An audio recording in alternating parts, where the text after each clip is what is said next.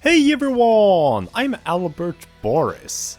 I love Mario Kart World. You probably already knew that if you clicked the video, but I really mean it. It's been around half a year now since this game was released all the way back in June, and the past few months I've been playing this game have been some of the most raw fun that I've ever had with anything Mario Kart related. I love Mario Kart. It's probably one of my most played video game franchises of all time. It wasn't the first game series I ever played, nor even what got me into Mario as a whole, but to say it still had a huge impact on my life and upbringing would be a massive understatement. Heck, the Mario Kart 8 Deluxe Booster Course Pass especially is the reason I got as big on YouTube as I did. However, it also wasn't until this game that I really started to love Mario Kart. Because as good of a series as it's always been, it also never really stood a chance against Mario's other sub-series like Mario Party, Mario Luigi, or for that matter the main Mario platformers as far as depth goes. It was just a fun little racing series with some fun tracks, but also nothing really that complex or innovative in its mechanics, which is something that Mario Kart World addressed to a T. Unfortunately, for many though, it also seems to be the most controversial Mario Kart to date.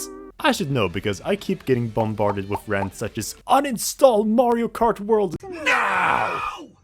I'm serious! Like, but seriously, how are some people that insecure about what others play? Just play whatever you want to play, and don't let anyone else's opinions temper your enjoyment with it. But yeah, the point I'm saying is that Mario Kart World has definitely gained a bit of an unfavorable reputation over the past few months. And while everyone is of course entitled to their opinion, I also can't say I don't think the hate surrounding it is exhausting and frankly overblown online. Especially on YouTube, where it's sometimes hard to tell who is actually genuine and who is just grifting because it's easy views. Like yeah, I agree as much as the next person that the price is absurd, especially compared to other cheaper Switch 2 games that offer more content for their value, but at the same time, let's not pretend like the price is something that actually changes the quality of the game itself. It's still the same experience whether you pay $10, $80, or get it for free as a gift. And in the future, when most people are gonna purchase used copies for far cheaper anyways, this will ultimately matter even less. Mario Kart World is not a perfect game, and I certainly have issues with it that I won't sugarcoat. With that said, in my opinion, this game is still an absolute blast, and today I wanted to talk about all of the things that make Mario Kart World for me the uncontested best game in the series. Just because I think it deserves to have some light shine on it as well, and I think it could be a breath of fresh air on YouTube to just have a more positive review on the game as well. If you disagree with me, that's fine. Actually, if you disagree, I will uninstall your favorite game of all time. But yeah, whether or not you'll agree or disagree, I hope you'll all enjoy watching this somewhat different take on the game. So before we start off, since I'm not going to bring this up for the remainder of the video, I'm just also going to say this before anyone asks, I did not care for Sonic Racing Cross Worlds. I thought the controls were awkward, the content was lacking, and the general track design and art direction just didn't really pop out. So, anyways, I guess a good point to start off from would be by talking about the new gameplay mechanics, because my god is Mario Kart World the first Mario Kart game to make the driving itself actually really fun. Not that the controls were bad in previous games, or well aside from the very first ones, but aside from almost always being polished and responsive, there also wasn't really anything to be said about them beyond that. Sometimes they had a couple of fun mechanics thrown next to them, such as gliding, tricking off ramps, or half-pipes, but for the most part, the driving itself has pretty much always just been an instrument to get around on the tracks. The fun instead always lied in how creative or wacky the courses could get, since the driving controls themselves always had very little depth. You just accelerate, drift when a turn comes up, sometimes holding it in for a few seconds to get a better mini turbo boost, but otherwise the most innovative driving mechanics have only gone as far as being able to select between an inside drift or outside drift bike. And even then, 8 Deluxe kind of flubbed the inside drift mechanics. The point is, the Mario Kart experience always felt kinda shallow to me for this reason, and while the creativity of the courses saved it, there was definitely still a sense of monotone repetitiveness at times. Until now.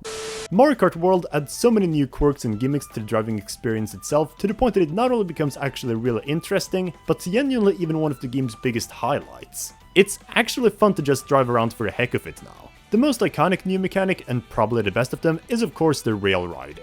Basically, scattered throughout all of the courses and routes of the game, you've got all sorts of thin stretches you can ride along to balance your kart over. Whether it's power lines, fences, railroad tracks, or heck, pretty much anything. Effectively, they act as automated tracks where you don't need to turn manually. And they not only serve the purpose as alternate paths you can take during a race, sometimes leading to entirely new sections, but you can also just temporarily jump up or hop onto one, to then immediately go back for a speed boost, since they also recharge your mini turbos pretty quickly. However, it's also not as easy to use them as it seems, since going in a straight line design also makes you a more predictable and easy target for items, which not only travel along the same line, but could potentially knock you completely out of the track in the worst case. It's such a versatile mechanic that instantly brings so much more variety to the experience and how to approach each race, that I never knew how much I needed it until I saw it firsthand. As much as they're satisfying to just go on, they're also still not automatically a safe space, and heck, they're not even necessarily faster than driving on the main path a lot of the time. But most importantly, they give you something else to do while racing, and that is an importance which cannot be understated, for how much less monotonous it becomes thanks to it. Especially since getting up on some grind rails can actually be fairly challenging, making them feel more rewarding when you get to them, and can then just be guided through a part of the track. And this is just one of Mario Kart World's dozen new mechanics. It's easily my favorite one, but not the only one that contributes to this game's good feel. There's also wall riding. Whoa!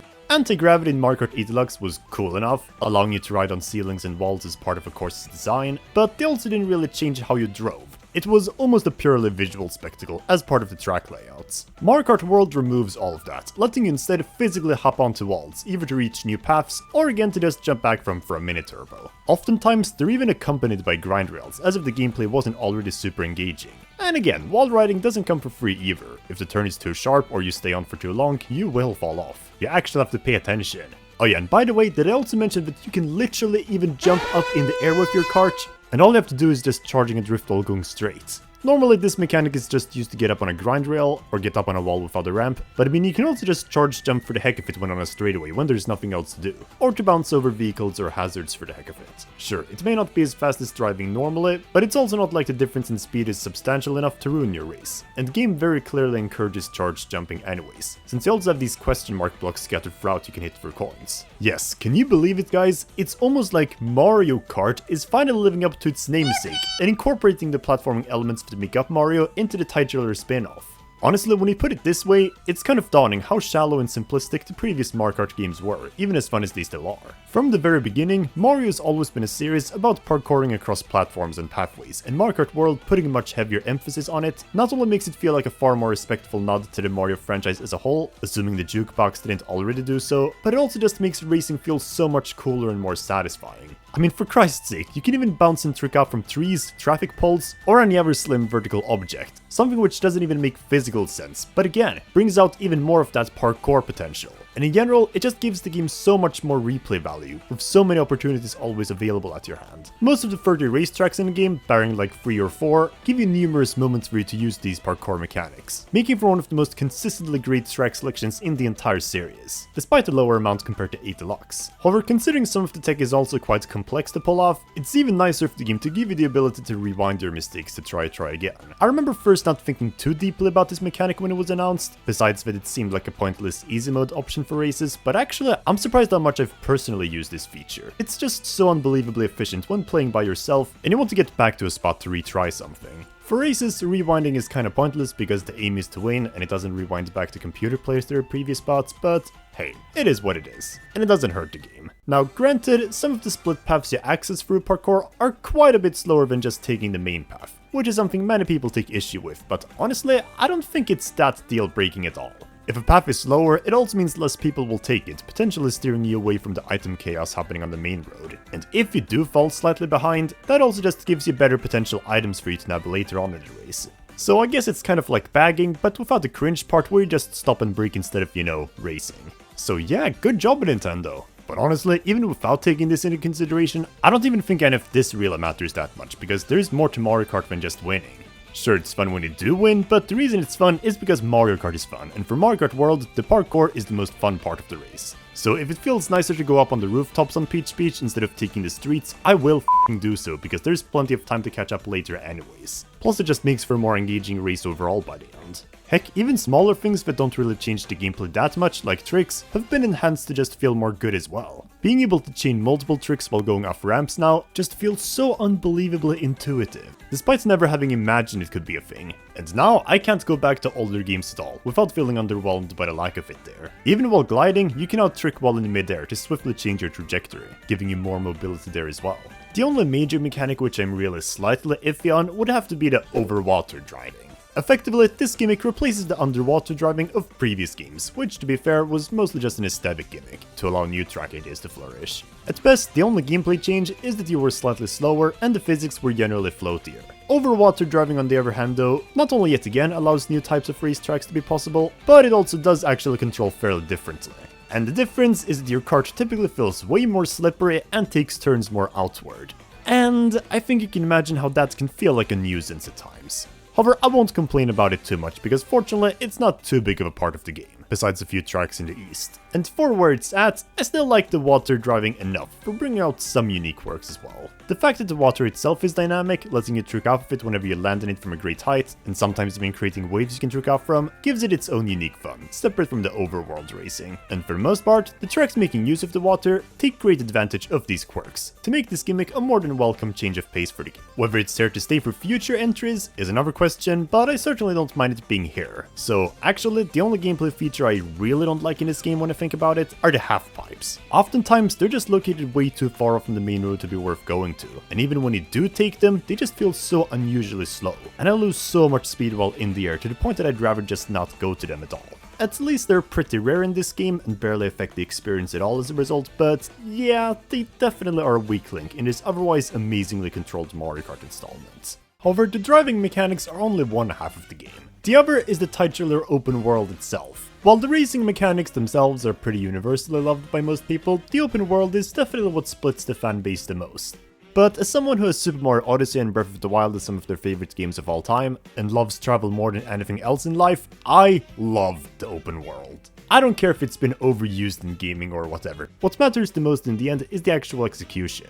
What I care about is how Mario Kart, and how frankly, Mario as a whole, handles it for the first time ever, excluding Bowser's Fury. Just the sheer idea of having one giant map for you to roam around on, where each of the race courses are connected to each other through different roadways, already just speaks to me on so many levels. The same way all of the new racing mechanics bring more depth to the gameplay, the interconnected open world just makes this game feel much more alive and immersive too. On one hand, each track being connected to one another means you can't really have any too out there track ideas, to ensure everything organically fits in together. So courses like Waluigi Pinball, Melody Motorway or Cheeseland are obviously out, but even so, they did a really good job with what they had, and still managed to come up with some really nifty ideas. Like Boost Cinema takes you for a movie theater in the inside of a film screen, Cheap Cheap Falls has you rushing down waterfalls by a Japanese-inspired mountain town, and DK Spaceport has you climbing up a replica of the original DK arcade level layout, acting almost like a stairway leading up to a rocket. So the ideas are definitely still there, even if nothing gets quite as insane as in previous games. However, more importantly, even though Mario Kart World can't get quite as out of the box as some other Mario Karts, it makes up by developing these tracks far more than any previous track has been. And I don't mean just for the new racing tech, even if that's certainly true too. But there's just so much attention to detailing, and so many corners, hidden paths and secrets to find, some of which you normally won't even see while just racing. Because to take advantage of this new open world, for the first time, Mario Kart has a mode that lets you freely explore all tracks and their surroundings at your own pace. And it's beautiful. It's something I've always wanted to do ever since I got my first Mario Kart game.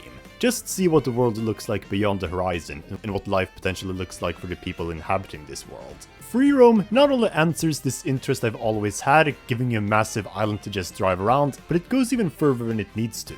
The NPCs themselves are actually programmed to live their own lives, going to the store, going for walks, and sometimes stealing other people's cars for a ride. Which is already super cool that they went ahead and did all of this. But you also have hundreds upon hundreds of collectibles to find as well. Whether it's Peach medallions located in far to reach places, question mark panels hidden in every corner of the tracks, or P-switch missions to test your racing abilities. Do you get anything for nabbing them all? Well, no, not exactly, besides some useless stickers that you usually can't even see on your cart. But it also doesn't really matter, because the free roaming isn't supposed to be some big epic single player campaign. It's just a way to wind down and go wherever you feel like, and let your imagination run wild in this vibrant world. Made all the better thanks to the amazing controls of this game. And if you mindlessly stumble upon a collectible while doing so, cool! And it's pretty much impossible to go more than a kilometer without stumbling upon a new P-switch or Peach medallion, giving you always something to do if you feel like it. And the missions are genuinely really fun where it's at too. Some of them are actually genuinely challenging, making use of Mario Kart World's gameplay mechanics to their fullest, and if you don't complete their objective before the timer runs out, that's fine, because you can always just immediately restart the mission by pressing the left joystick. Or you can also rewind if the opportunity is there. On the whole, free roam is almost the perfect mode to just turn off your brain to. And that's also why I don't mind that there isn't a way to track which collectibles you don't have yet. Because if you just grinded your way through them with a guide, it would take away from the fun of spontaneously stumbling up on things, and just exploring this massive world, the way free roam is clearly meant to be experienced. And once you're done grinding, there's not any reward waiting for you anyway, so why would you bother? It's just kind of meant to be a bonus for free roam. It's not a traditional collectathon in the same sense that, say, Super Mario Odyssey is. And at the very least, the game still at least tracks what collectibles you have gotten where. And I think that's all it really needs, to sort of act as a checklist for where you've been on your travels. And this is why I always get a tiny bit frustrated whenever I see people complaining that there's no story mode or boss battles or whatever tied to this mode, and claiming that free roam is barren as a result, because that's projecting something it's not meant to be. Like, sure, it would certainly be cool to have an adventure mode for this game, but also that's not what free roam is about, it's an entirely different thing. And it also doesn't mean that the open world is empty because it lacks those things. We've clearly gone over why it's actually the opposite of that. To be honest, I think a lot of the people who do express dislike towards free roam for supposedly being purposeless definitely would have felt much differently if they played it as kids. Apparently, free roam does actually seem to be very popular with the youth. I can certainly attest to it myself personally as well. Whenever my youngest sister gets her hands on this game, free roam is all she ever plays. And I can't say I'm surprised, considering its relaxing nature and the vast potential to give your imagination free rein. That's not to say that anyone who hates free roam is a joint whimsyless adult, or that you still can't dislike it because it's just not for you. I'm just asking, what were you all expecting when you saw the words free roam? Because I certainly only expected that. However, we're getting a little off the beaten track now. Remember, this is Mario Kart, the main focus is still on the racing, which we've barely even touched aside from the new racing mechanics. And while, to say the least, the changes the open world brings to the racing experience are quite interesting to say the least as well, both for the good and bad. Because on top of the 30 normal courses, you've also got 200 or so of a new track type, commonly referred to as intermissions, that are essentially roadways connecting two courses.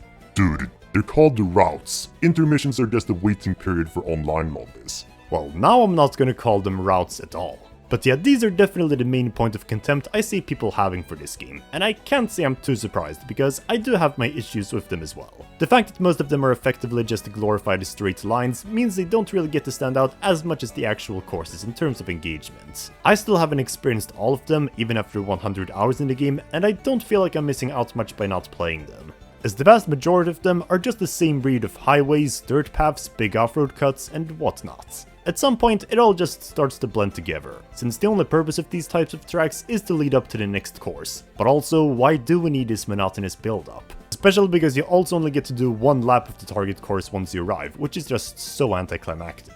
In Grand Prix, I think they're a more than fine way to spice up the mode, since the Grand Prix Cups are already supposed to be journeys, so driving from one track to the other instead of just getting teleported definitely adds a sense of organic progression to them. They still should have kept all tracks at 3 laps instead of just the first course, but hey, I still like the intermissions being implemented here. If only there was a way to play the Grand Prix Cups online with people, it would probably stick out even more as well, because once you get all 3 stars on them, there's also sadly less of an incentive to go back to them. The main problem for intermissions though is when it comes to regular old versus racing. If you're playing offline, you can just pick whatever you want to play, and that's great, but when it comes to online, most of the time, you're forced to vote on an intermission from the previous track that was raced on. And the random option is of no help either, since it's not truly random. It most of the time just picks one of the already 3 predetermined choices anyways. Sometimes you get a classic free lap track option as well, but not enough for it to really make a substantial difference. And it just kinda sucks that we're effectively forced to play on these intermissions. I know splitting the player base is bad or whatever, but it really wouldn't have been too much to ask for a default mode or a classic mode for online versus. I get that like with Grand Prix, the intermissions are meant to make the racing journey feel more cohesive, but anyone who randomly just stumbles up in an online lobby isn't gonna feel that cohesiveness from the start, since they'll just randomly be thrown into a room. And heck, the occasional option to sometimes vote for a free lap track, which is not connected to the previously raced course, kinda goes against that whole idea of one cohesive drive the game wants us to feel anyway, so what's even the point? Just give us 2 separate options. However, despite all of this, I don't think the intermission courses are bad. While they are blander and more unoriginal than the actual race courses, my main problem with them ultimately lies in the lack of customization. If there was a way to play versus online without them, or if you could just play all 3 laps once you arrive at your destination, it would definitely feel less souring for not just me, but arguably the vast majority of players, because deep down, the intermissions aren't outright unfun or obnoxious to play, they're just a little monotone. If they were in any other Mario Kart game, they would have sucked far more because they didn't have interesting enough gameplay.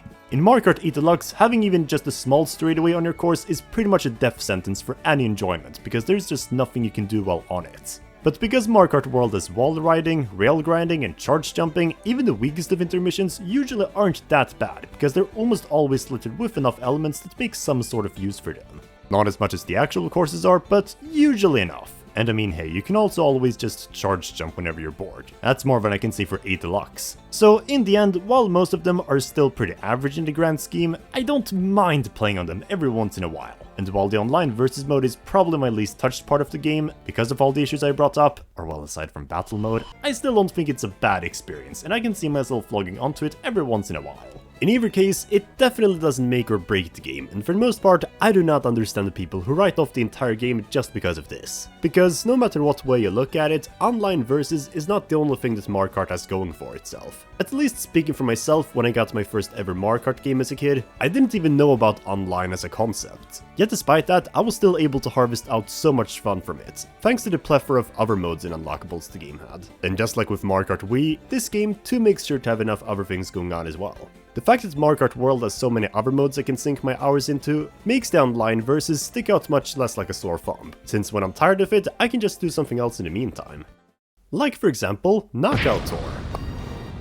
Okay, so aside from free roaming, which I very obviously have a strong bias for, this is always the main thing I usually boot up when in the Mario Kart World mode. Because unlike versus racing, which unfortunately makes a pretty faulty use of the intermissions, Knockout Tour takes such a good advantage of them and the whole open world shtick the game has going for, I wouldn't be surprised if it was initially conceived as the main mode of the game, like Partner Party in Super Mario Party.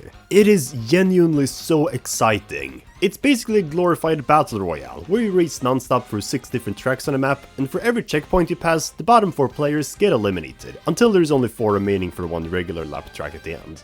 Even though the intermission tracks still aren't anything special per se here, the fact that there's always so much pressure put on you to stay ahead completely changes the atmosphere of them. Suddenly, they're not just boring straightaways to build up to a track, they are the tracks. And you can't slack off. You have to take it seriously here if you don't want to be eliminated before the race has even started. And it just puts the intermission tracks in such a different light, when you constantly have to think about which shortcuts to take, when to use your items, and whatnot. And even atmospherically, they just do such a good job at creating a well-defined journey. Many of the rallies almost feel like stories in their progression, either restricting themselves to a theme, like how the Cherry Rally is focused on the tropics, or the Spiny Rally takes you through different forms of water, or they have a unique escalation, like how the Moon Rally goes from hostile industrialization to more eco-friendly locales. And above all, I just love the stark contrast of each rally starting off super chaotic with 24 players, and then slowly getting more and more serious as fewer players remain, and you have to make more use of your skills. And that's another thing Knockout Tour does better than versus racing, the 24 players. For the most part, normal races putting 24 players on a road instead of 12 isn't something particularly that noticeable.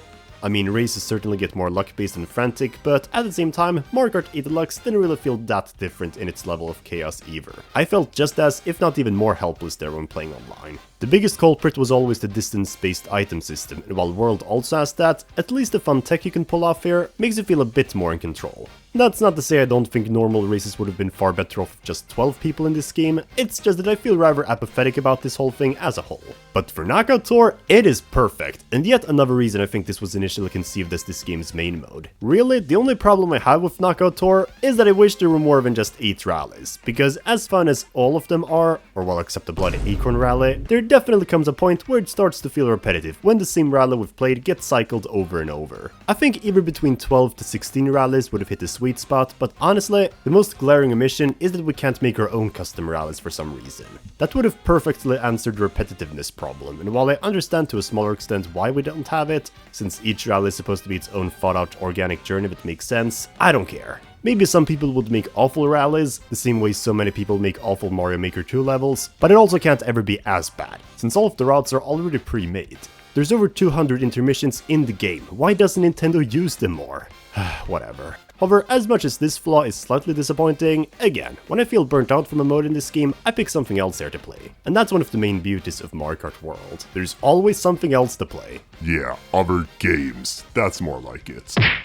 But yeah, none of the modes are flawless, heck frankly they all have some sort of glaring issue, but aside from the one we do not speak of, they're all functionally good. If I get bored of one temporarily, I can hop on to something else here. Heck, I did not even mention time trials yet. I'm not gonna dedicate an entire section of the video to it, it's the same mode it's always been, except a little more fun now thanks to this game's tech. The point is, that's yet another mode thrown into the mix. There's so much content! At least when considering the usual standards of Mario Kart, and I absolutely love it.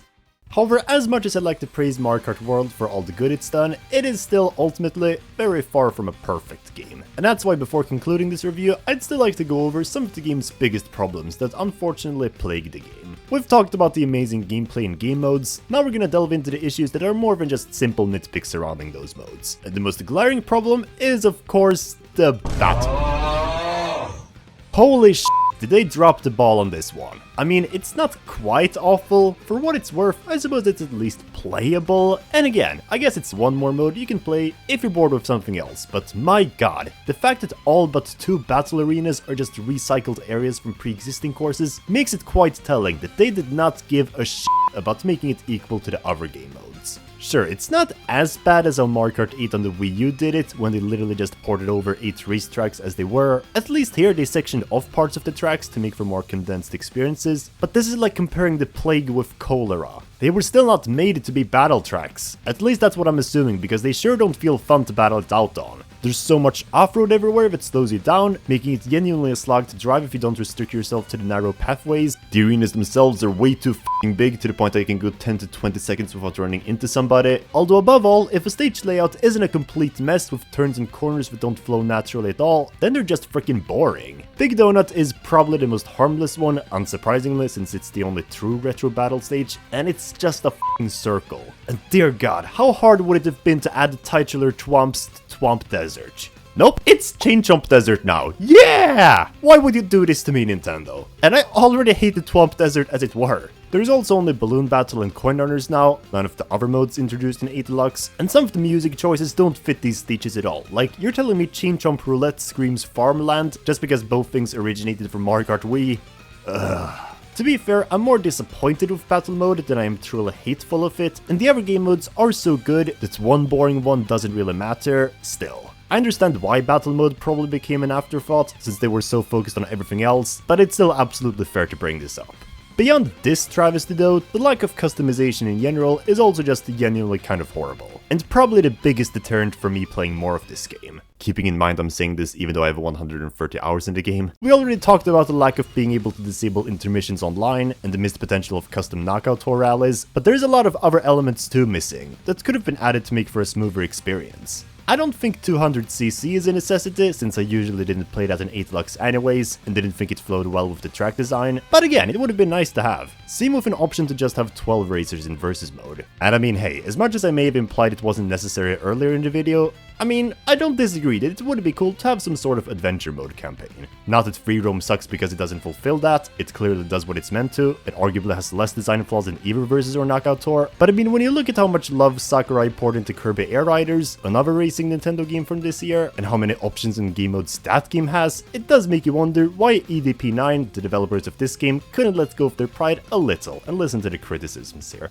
Or for that matter, just include all of these options I brought up from the get-go. Seriously, I'm not proposing rocket science ideas that no one could have possibly conceived. Not that Mario Kart standards were ever that high. I know people like to compare this game to what 8 Deluxe had on launch, but also keep in mind that was a re-release that already included all of the DLC and updates from the Wii U version. The original Mario Kart 8 had even less than this game from the start, not even featuring 200cc either, and this was without any of the other new modes World at least has. However, like that game though, World 2 is also slowly but steadily adding more quality of life improvements. I mean, just earlier this month, we got custom item rule sets out of nowhere added to the game, so if anything is to go by, this customization problem might eventually not exist in a few years. And while it's a little disappointing we didn't just have these features from the get-go, I'm also not gonna hold it against the game as much as I am towards Nintendo's development practices. If the game is fixed with this issue in the future, it's not gonna hold the game back anymore, regardless of how it was in the past, because we're not gonna be able to go back in time anyways. That said, one thing I'm confident won't ever be truly fixed are the goddamn unlockables. Seriously, I don't think I've ever stumbled upon an unlockable system in a game that was quite as poorly implemented or idiotic as in this game, especially on release. Literally, the only thing of any value that takes any sort of skill to unlock is mirror mode, since you not only have to get a gold trophy in all the cups and knockout tour rallies, but you even have to do a sufficient amount of free roaming missions. Beyond that though, way too many Grand Prix cups are available from the start, carts are just randomly earned when you collect some amount of coins, some characters are unlocked by not winning cups but simply just playing them once. That sure feels so rewarding. And then some are almost complete dumb luck, where you need someone behind you to get the Kamek item, so it can transform you into said character. What? Why is there no skill ceiling anymore? Do they actually have that little faith in the player base that they could actually earn these rewards through skillful means? Dude, if I as an 8-year-old dumbass was able to unlock everything in Mario Kart Wii using motion controls, automatic drifting, and the jet setter, I think anyone could unlock a character by at least getting first place in a Grand Prix Cup.